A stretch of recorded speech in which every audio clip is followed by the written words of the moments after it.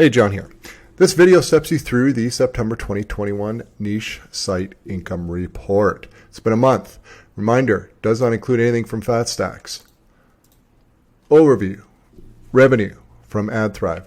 Main revenue source for my portfolio, as you can see, includes all 7 sites that actually have revenue in this income report. And I added another site in this income report, but it earned a goose egg. Before I get into the details and all the numbers and all the charts and all that fun stuff for this report, just a reminder right now until October 24, that's Sunday at midnight, you can save $200 on my course bundle.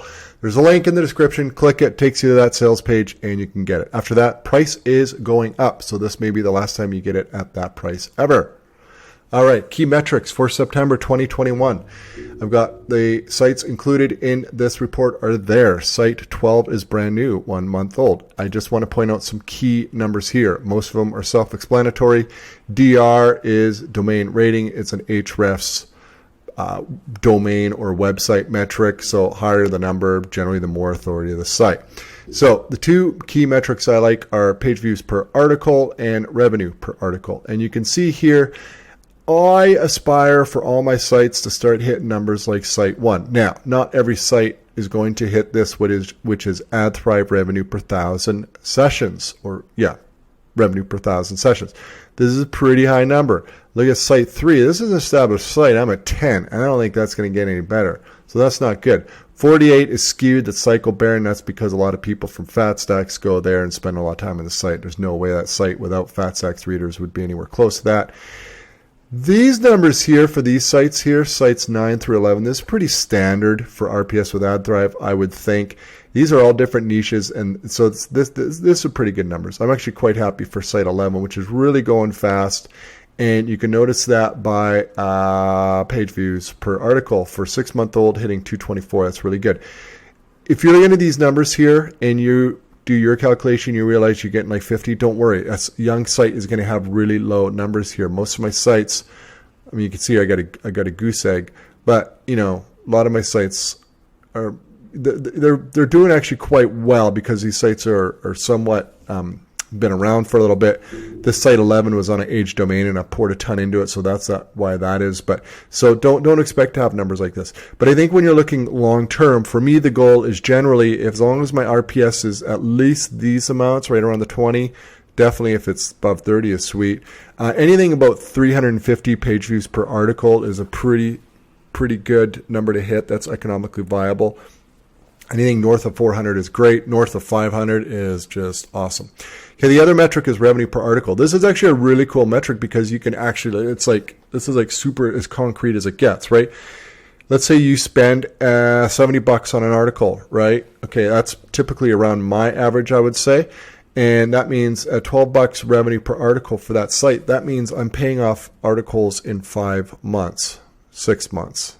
6 months. My math is bad. 6 months. That's really good. That's under 12 months. This site here is paying it off under 12 months, right around the 10-month mark. That's really good too. Okay, but then you can see the other ones are, at this point, they're taking a lot longer to pay off that content. So you definitely want to see these numbers here get to the point where it's paying off content definitely under 12 months. Under 6 months is like super awesome. Don't expect that. So total revenue is $93,708. You can pause this or you can go visit the income report on the blog and you can sort of comb over these a little bit more. Briefly, expenses. Expenses are generally pretty much the same. There's not a whole lot changes here.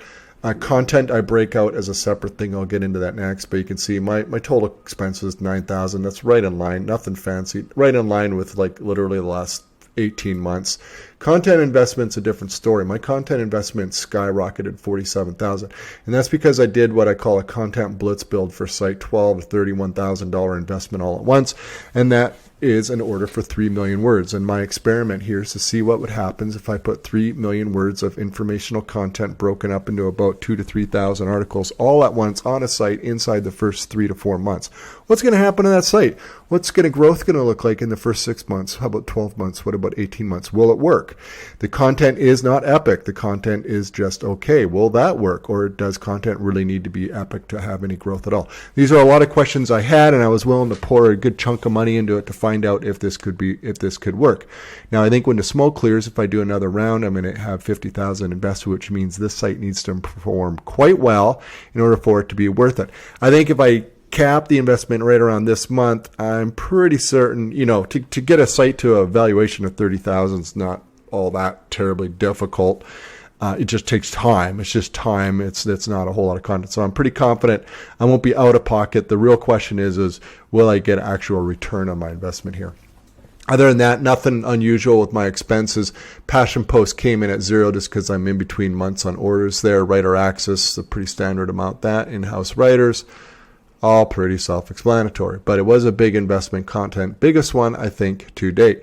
So when you knock out the expenses of $9,000 and then the total content investment, my net income was $37,000, which is roughly kind of right in line with what I tend to do. I control my content investment largely as my revenue goes up, my content investment has gone up generally. And you can see that right here with my content. It's, back in April 20, when I had much lower revenue, my content investment was lower, and it's like really just sort of grown and grown and grown. Now, I hope not to drop 47,000 every month going forward. I think I'm going to scale that back quite a bit. Okay, so you could pause the video and look at this trend chart. Basically, it's just trending some key metrics for all my, this is my portfolio, all the sites included in the income reports as a whole. And I think when you look at portfolio valuation, you really got to take this with a grain of salt.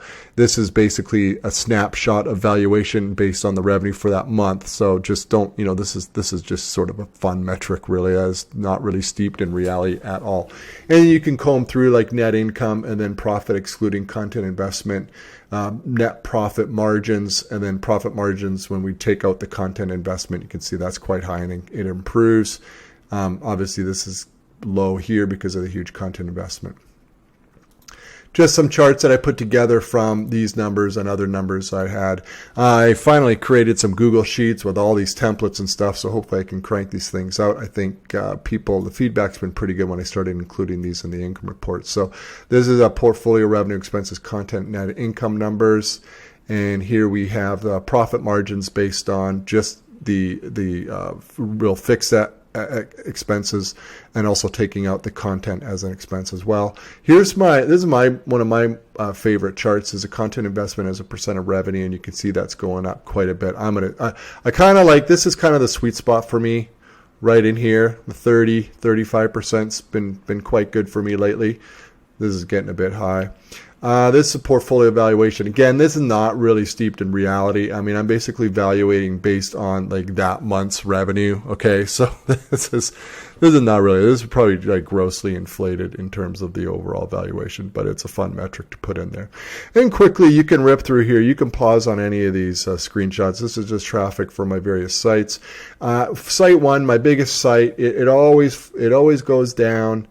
Come fall. That's just the way it is. I don't like it, but it does. Fortunately, ad rates go up, but it does slowly sort of dwindle down into the early new year, and then come January through June. Typically, this is years past. I don't know what's going to happen next year, but I'm hoping, and based on years past, it goes up quite a bit. And that's sort of its growth trend right there, and then it eases down. And so each year it's gone up, but there are points during the year where it goes down. Site 3 is actually performing quite well. This site I bought years ago and really did nothing with it. I've started to put some niche relevant content on there, actually putting quite a bit on there, and it's working. Niche site 6 is something I'm just kicking along, you can see. But what's illustrated about site 6 is I don't really add a whole lot of content to this, and I think what I've noticed is that the traffic stays pretty stable. You don't have to always be adding content to websites for it to maintain traffic. And I've noticed that with other sites too. I have a sort of mindset predominates where it's like, I got to publish, X amount every week or every month, or the site's going to, the traffic's going to go off a cliff. Well, it's not really true, because sometimes I'm just like, I don't really care about the site. I'll just let it sit for a while. And, 6 months goes by and traffic's pretty much the same. It doesn't go up, but it doesn't really go down. So I wouldn't really worry about it if you have a few sites just sitting on the side. You don't really have the time or money for it. Just don't worry. Traffic's probably going to just stay pretty stable. Traffic's going down. It's a cycling site. I suspect people aren't really into cycling in the fall. Then site 9 is probably a site I'm third most excited about. I'll get to the one I'm second most excited about. This one's performing nicely. It's just slowly growing. There's a lot of content on here. I think it has really great promise, so I'll just keep on building that one. Site 10 is a site. This is another one where there's been periods where I haven't really done anything with it, and it just sort of keeps trucking along. Overall, the traffic's slowly going up, and it's increasing at about the same pace of adding content, which is 5 to 7 new articles per month. Site 11 is the one I'm second most excited about, and it doesn't really take a genius to figure out why. Look at that growth trend. This is only 6 months old on an AH domain, so I think the potential inside the next 12 months is going to be really, really, really good.